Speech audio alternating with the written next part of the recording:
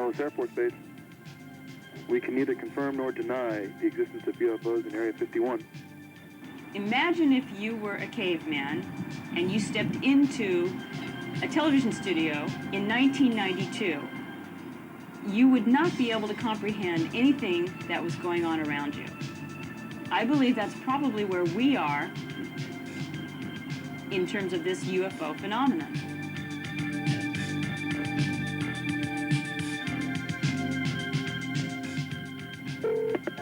This is the Sky Report from the Griffith Observatory in Los Angeles for the week ending July 7th. Jupiter is a third of the way up the sky.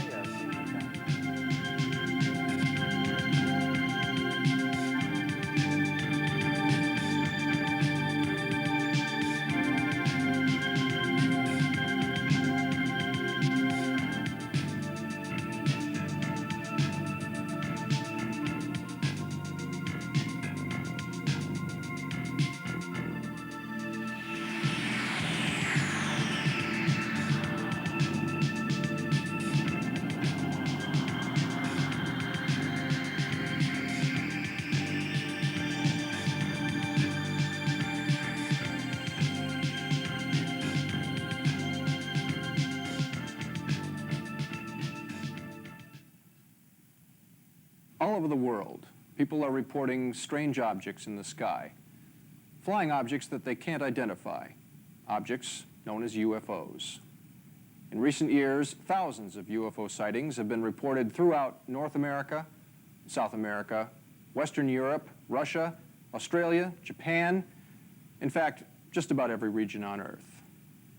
According to experts, these thousands of reports probably represent only 10% of the actual sightings. What is a UFO? With careful analysis, many UFOs have a conventional explanation. Some turn out to be natural phenomena, comets, meteors, strange clouds, even the aurora borealis. Some UFOs are actually misidentified aircraft. This UFO, photographed over Catalina Island, remained unidentified until advanced computer analysis showed that it is probably a small airplane.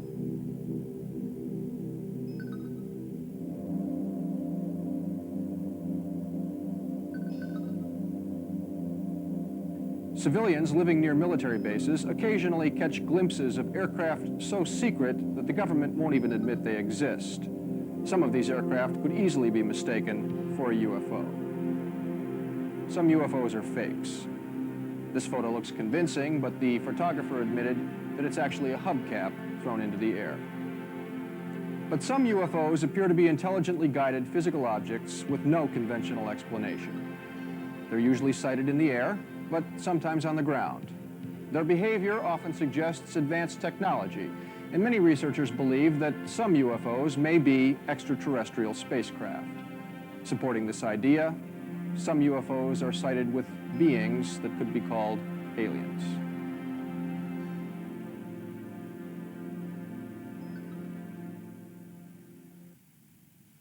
In the summer of 1991, I was living at the top of Topanga Canyon, which is outside of Los Angeles, California.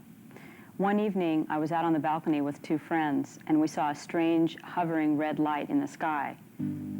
It appeared first by itself, and then there was a second light, which appeared alongside the first, followed by a third light appearing on the other side. When I got out of my car and walked underneath the object, I had a tingling sensation all over my body. My kneecap and my wrist started aching, and I could tell that there was a force that was causing some kind of a problem. At that point, I realized that this was probably not a water tank. I was living in the Angeles National Forest north of Los Angeles, and I stayed home from work one day, and about 10 a.m. I was sitting on my patio, and I saw three saucer-like objects go by in the air so fast, it was just like shoo, shoo, shoo. And it was something I'd never seen, something going that fast. About 3 seconds later, there were three fighter jets chasing them. The amazing thing was that the fighter jets were going their full speed, but seemed to be standing still compared to the speed of the saucer-like objects. I saw in the distance a UFO floating along probably a mile away from me, over these fields of wheat, with emitting a very large beam of light, just incredibly bright, just illuminating like day the area it was going. It was so bright. And then there would be two, and they'd be like this, and they'd go like that, and they'd be all over. And I stood up. I was sitting down. I stood up and looked at it, and the lights went off. But I could see its outline. And it started to come toward me. It kind of turned like this, and it came toward me. As we're driving down the road, I was asleep in the front seat, and all of a sudden I woke up, and there's this bright light behind us, and we both assumed it was a truck. It stayed right on our tail, and we couldn't, it wouldn't pass us or anything like that, so my wife just started speeding up, and when I looked over, the speedometer was pegged at 100 miles an hour, and this thing was right behind us, and I looked back, and there was no headlights. It was just one big massive light, and our headlights were just about out. We couldn't hardly see anything. They were so dim in comparison. The next thing that we know, we are on the side of the road at a dead stop, and it's pitch black. It was a moonless night, and there was absolutely nothing around anywhere. And we went from 100 miles an hour to a dead stop with no reference of time in between. There was no braking or anything. It was just it was an instantaneous transition. It just seemed like we weren't supposed to talk about it. And since it was something that was so bizarre, we didn't feel that anybody would believe us anyways. Visual sighting is the most common kind of UFO encounter. Sightings almost always occur by surprise, so most witnesses are unprepared to take photos. Nonetheless, some remarkable photos have been taken over the years, as well as film and video footage. Some photos have been subjected to laboratory testing for fraud, and while some frauds have been detected this way, other photos appear to be absolutely genuine. UFOs show up on radar. In Belgium in 1990, 4 military radars confirmed a UFO sighting. 2 F-16 jets pursued the object, also tracking it on radar, but they couldn't keep up. One jet's radar showed the UFO descending from an altitude of 10,000 feet to 500 feet in just 5 seconds, accelerating fast enough to kill a human pilot. Belgian military officials admitted they could not explain these events. UFOs also leave physical evidence. Researchers have compiled over 4,000 so-called trace cases from around the world. Physical traces can include rings of scorched vegetation, indentations in the ground, even fragments of strange metal. UFOs also seem to have dramatic temporary effects on physical objects. For example, some witnesses report that their cars or home appliances stop functioning during a UFO encounter, but start working again when the UFO disappears. Some researchers surmise that something about UFO propulsion may affect electrical systems. UFOs may also be related to strange cases of livestock mutilation and crop formations. Since at least 1967, hundreds of cattle and other animals have been found dead and mutilated on the open range. Typically, one or both eyes, one or both ears, tongue and jaw tissue, and various internal organs have been cut away with surgical precision. Researchers have determined that the cuts seem to be made with high heat, possibly by a laser. In cases throughout the United States and Canada, as well as Brazil, Australia, and many other countries, there is never a sign of human activity around the carcasses, nor is there any explanation for the technical precision of the cuts. In many cases, however, witnesses report seeing lights in the sky over areas where carcasses are later found, and a few witnesses have even said they've seen animals being lifted, as if by levitation, into a waiting UFO.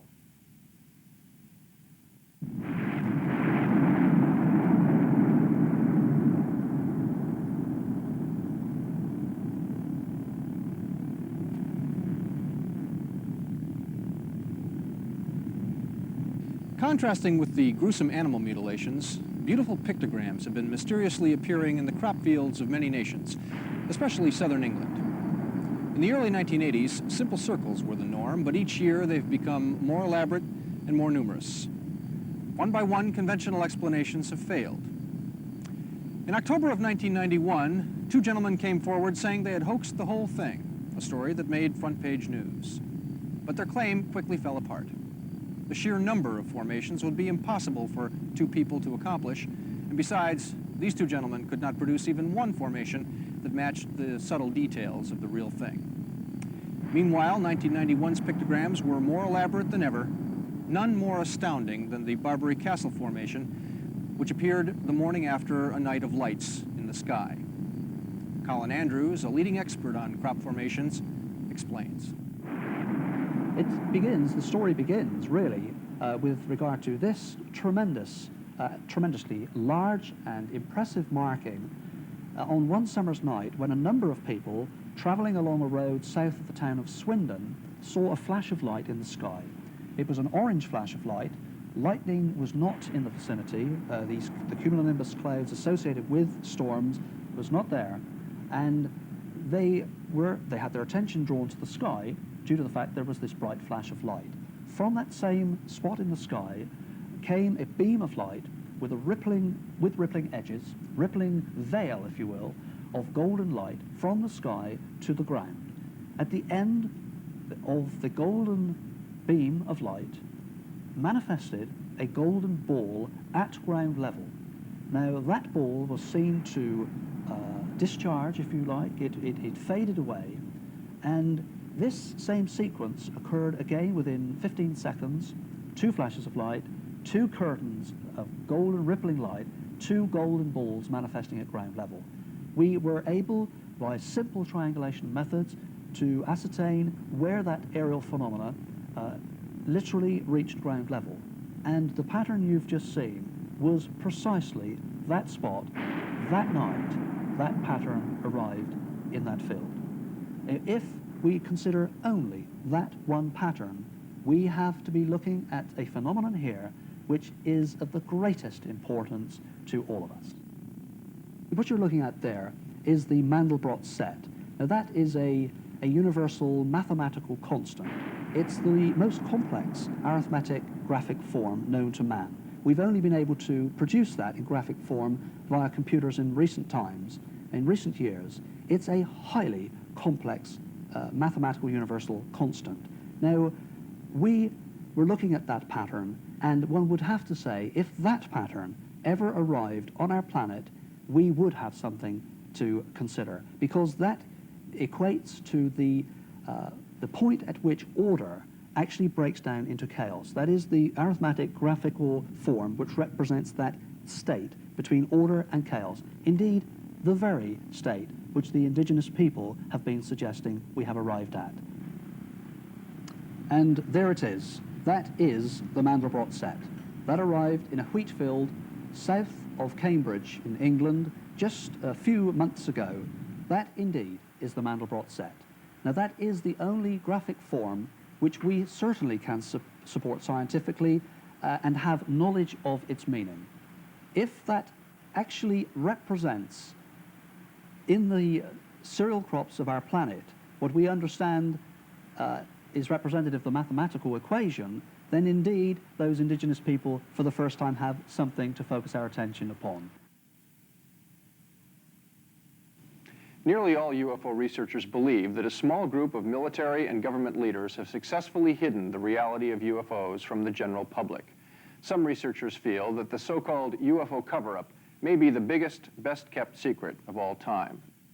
Some of the most relevant information that's been declassified by our own government comes out of the Freedom of Information Act documents from the Central Intelligence Agency, the FBI, the Air Force, and DARPA, Defense Advanced Research Projects Agency. These agencies, in disclosing their supposedly classified data, have made it very clear that our government's been profoundly interested in following the, I guess, activities of UFOs over the years, incursions of Strategic Air Command bases, Falcon Bridge, Malmstrom, Loring, all over the country, 1975, over Tehran in 1974, over Cuba in 1967, over Alaska, over Hawaii, all over the country, and even landings at Kirtland Air Force Base at New Mexico. And these aren't coincidences, and the fact the government acknowledges these, along with such things as landing as the Bentwater Air Base in England, the United Kingdom, suggests very clearly that the government knows what's going on, and they're just withholding their data because they don't want to scare the public. If the cover-up is real, it may well have begun in 1947 at Roswell Army Air Force Base in New Mexico. On July 8, 1947, Roswell's public information officer, Lieutenant Walter Haut, issued a press release in which he said the military had recovered wreckage of a flying saucer that had crashed on a nearby ranch. The story caused an immediate sensation, but one day later it was retracted. The military now said that the wreckage was a weather balloon. Oddly, that wreckage was secretly flown to Wright Field in Dayton, Ohio, and was never seen again. And there the story might have ended. But in the late 1970s, several witnesses to the so-called Roswell incident decided to talk. One of them, Major Jesse Marcel, had been Roswell's intelligence officer and the first military man on the crash site. He had been familiar with all kinds of aircraft, rockets, balloons, even the top-secret devices of his day. He had handled a great deal of the Roswell wreckage, and in his words, it was nothing from this earth. Marcel, in fact, believed that he had handled pieces of an extraterrestrial spacecraft. From 1947 on, UFO sightings were so prevalent that the CIA became concerned. In January of 1953, they convened the so-called Robertson Panel to assess the national security implications of UFOs. The panel quickly reached two conclusions. On one hand, there was no evidence of a direct threat to national security from UFOs. On the other hand, there was a threat of public mass hysteria if UFO reports continued unchecked. Therefore, the CIA recommended an immediate policy of debunking with the goal of reducing public interest in UFOs. Captain Edward J. Rappelt, then chief of the Aerial Phenomena Branch of the Air Technical Intelligence Center, explained the new policy this way. We're ordered to hide sightings when possible, he said, but if a strong report does get out, we have to publish a fast explanation, make up something to kill the report in a hurry, and also ridicule the witness, especially if we can't figure an answer. We even have to discredit our own pilots. The question remains, how much was really known about UFOs and who knew it? Recent disclosures indicate that an elite group inside the government may have known a great deal. In 1984, an undeveloped roll of 35mm film was anonymously sent to UFO researchers Bill Moore and Jamie Chandra in California. When developed, the film showed 8 pages of an alleged top-secret document. The title page read, Briefing Document, Operation Majestic 12, prepared for President-elect Dwight D. Eisenhower. The document described MJ-12 as a super-secret committee that dealt with alien-related information. It said that the Roswell incident was a genuine UFO crash recovery, complete with alien bodies.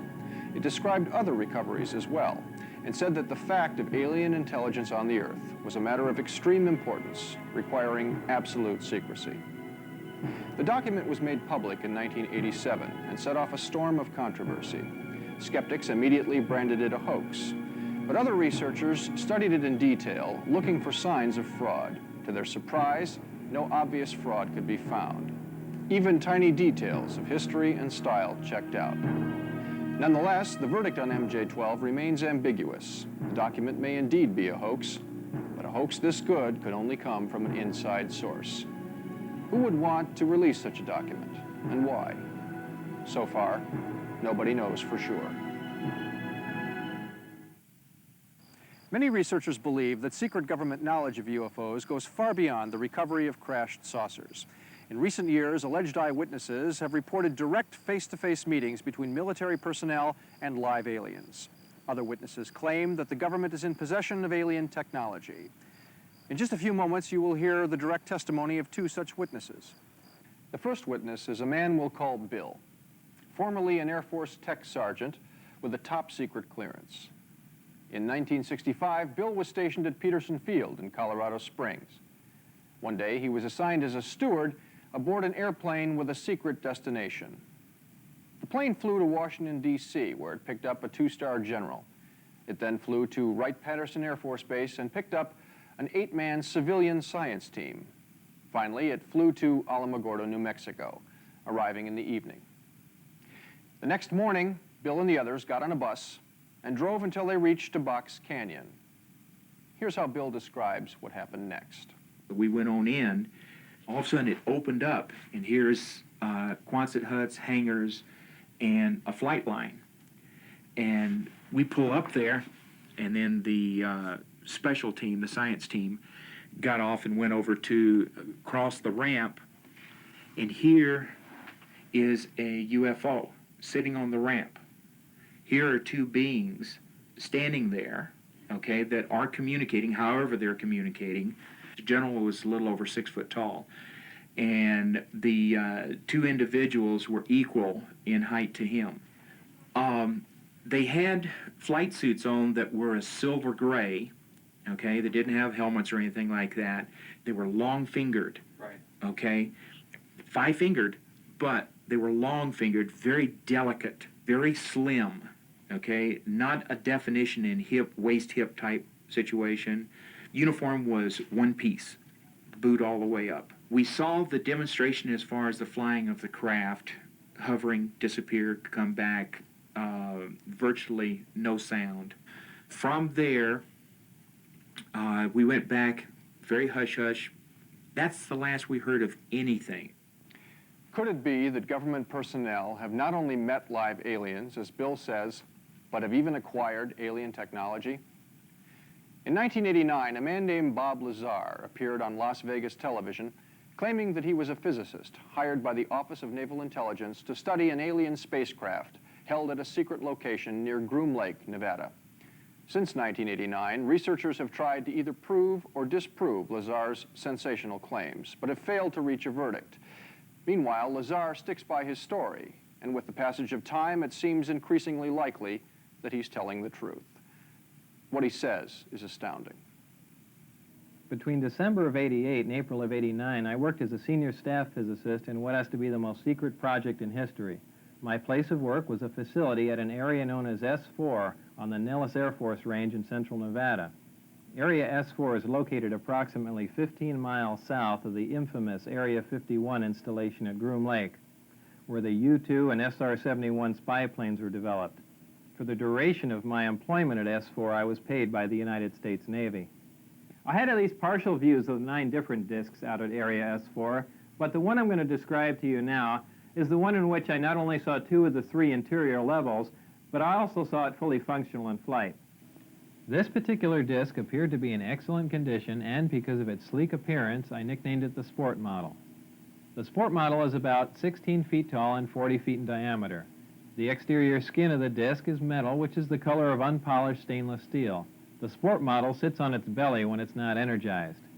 The power source is a reactor, which uses element 115 as a fuel, and uses a total annihilation reaction to provide the heat which it converts to energy, making it a compact, lightweight, efficient onboard power source. As you can see, the hatch is located on the upper half of the disc with just the bottom portion of the door wrapping around the center lip of the disc.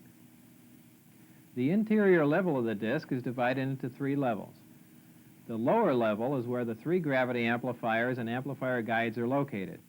The reactor is located directly above the 3 gravity amplifiers on the center level and is in fact centered between them. The reactor is similar to this half-scale model. The element 115 is machined into triangles like this and is then inserted into the reactor. The center level of this disc also houses the control consoles and seats, both of which were too small and too low to the floor to be functional for adult human beings. My job in this program was to be part of a back engineering team. Back engineering is the act of taking a finished product and tearing it apart to find out what makes it tick. The goal in this program was to see if the technology of the disc could be duplicated with Earth materials.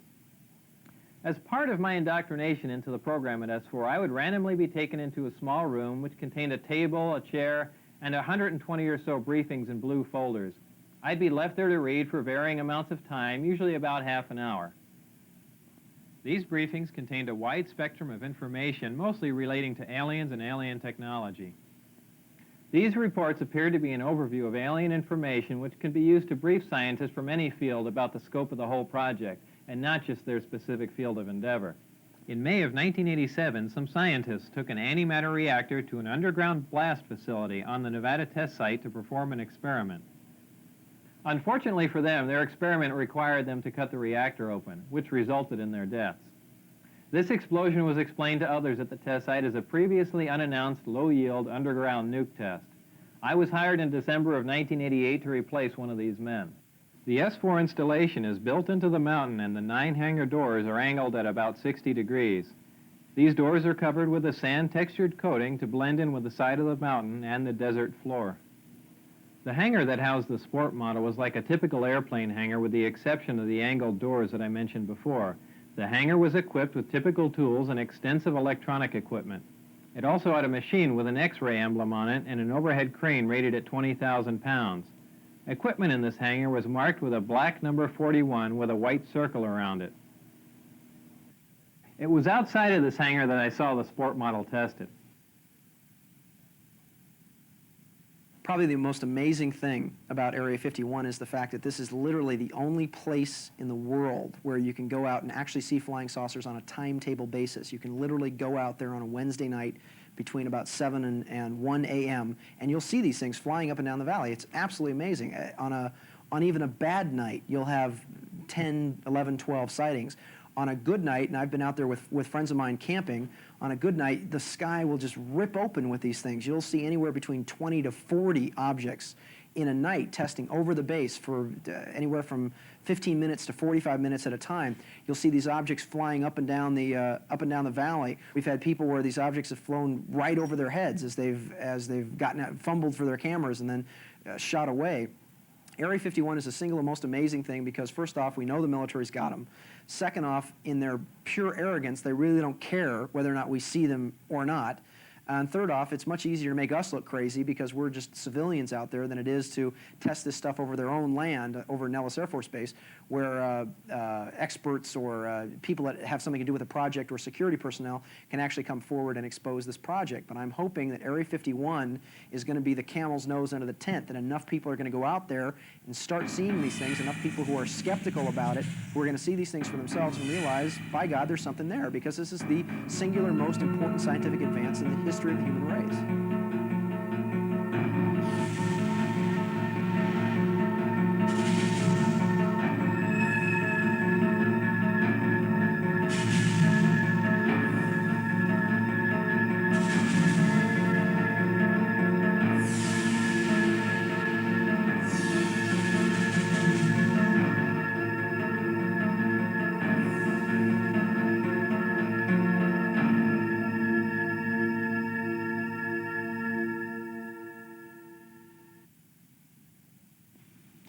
If at least some people in government know that UFOs are real, why don't they just tell us?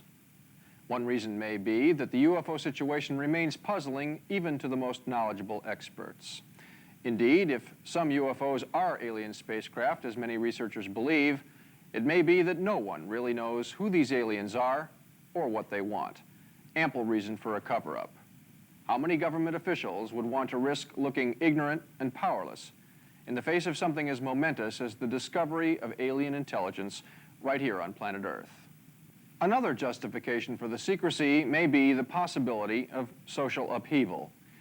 In 1979, a former CIA official named Victor Marchetti published an article titled "How the CIA Views the UFO Phenomenon."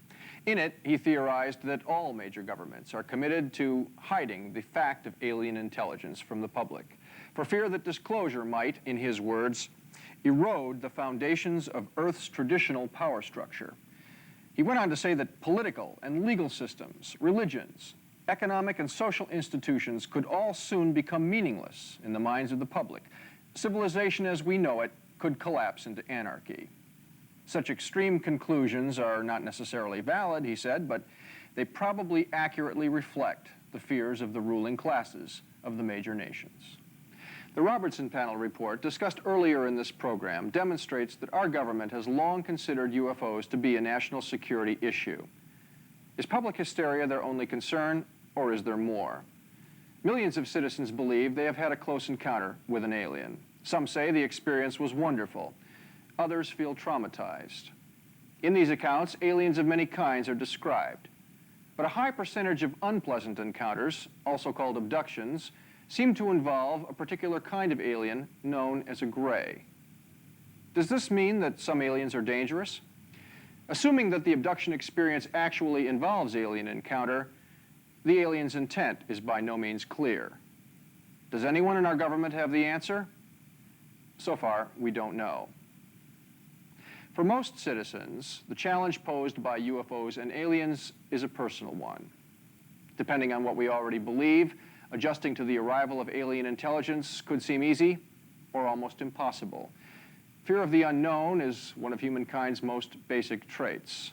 Any one of us might feel fear on first meeting an alien, especially if it looked very strange to our eyes. But fear, though understandable, is not necessarily warranted. If we prepare ourselves ahead of time with knowledge and self-confidence, we may be able to ignore our fears long enough to find out what's really going on. Indeed, the results might be astounding. Whether we like it or not, UFOs are telling us that the human race is probably not alone. Instead, we probably belong to a galactic community of intelligence, a cosmic neighborhood. If so, we may be approaching a completely new understanding of life in the universe. Such changes occur only rarely in human history. They can seem disruptive and alarming at first, but in the end, they signal a tremendous opportunity for human growth. If this is the final outcome of the UFO mystery, then UFOs might one day be regarded as one of the best things that ever happened to us. I'm Michael Lindemann.